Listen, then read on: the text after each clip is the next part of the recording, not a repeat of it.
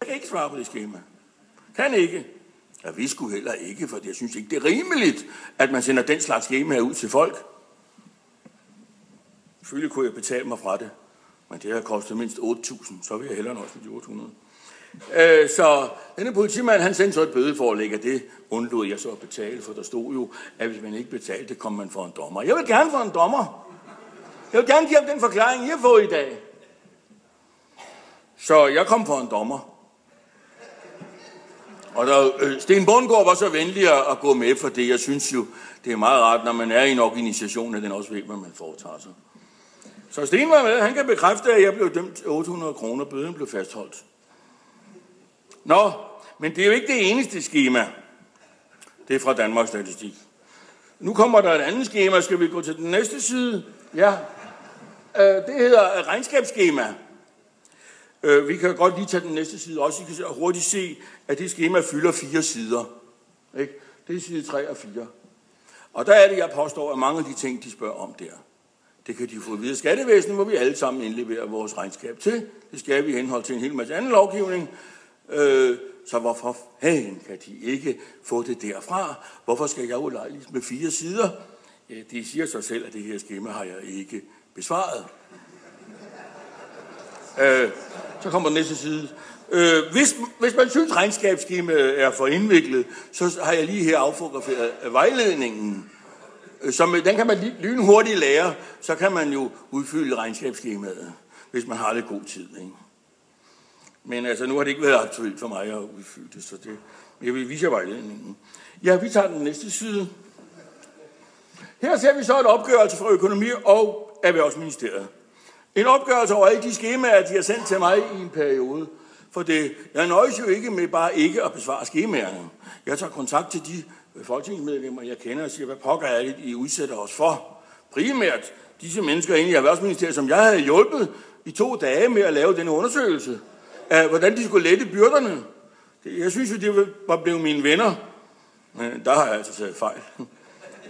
Men de har lavet sådan en opgørelse, og så sagde jeg, kan I ikke sige til Danmarks Statistik, at nu kan det sgu være nok altså. Her er der opgjort en række skemaer bare fra 2008 til 2011, og jeg kan da fortælle forsamlingen, at jeg har ikke besvaret nogen af dem. Jeg har tværtimod klaget over, at man har fremsendt dem til mig.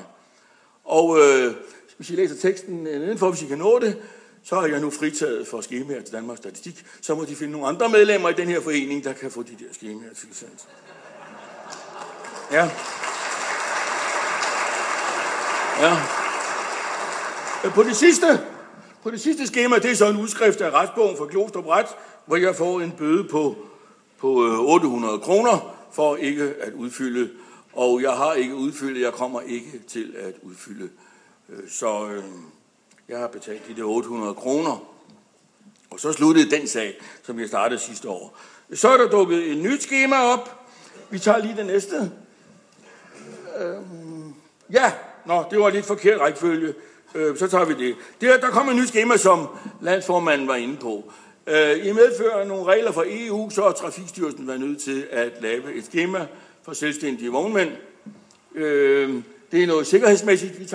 Kan vi få skemaet på den næste side? Ja, det kommer der. Der kan I se, man skal skrive, hvor meget man kører mandag, tirsdag, onsdag, torsdag, fredag og søndag. Man skal skrive, hvad man laver af andet. Og man skal skrive, hvad man har af administrativt arbejde og natarbejde osv. osv. Og på den seddel, der var lige før, kan jeg få den igen, den der var lige før? Den der, ja. Der kan I se, der er reglerne opgjort, og hvis ikke man kan finde ud af at udfylde skemaet, der må man jo rose dem, der har lavet det skema, for det er ikke særlig indviklet. Det er jo slet ikke op på de højder, som dem fra Danmarks Statistik. Man må arbejde 60 timer om ugen, blandet arbejde. Og hvis ikke man kan finde ud af skemaet, så kan man så læse det der. Det er måske en idé til trafikministeren, til hans nye regelforenklingsgruppe. Hvis reglerne kan fylde lidt mindre end et helt side af 4, så vil det være en fordel for mange vognmænd. Ja, og jeg kan så sige, kan vi få den sidste side? Jeg har udfyldt et skema for mig selv. Jeg har udfyldt et skema for min sidste uge her. Hvordan er det så gået?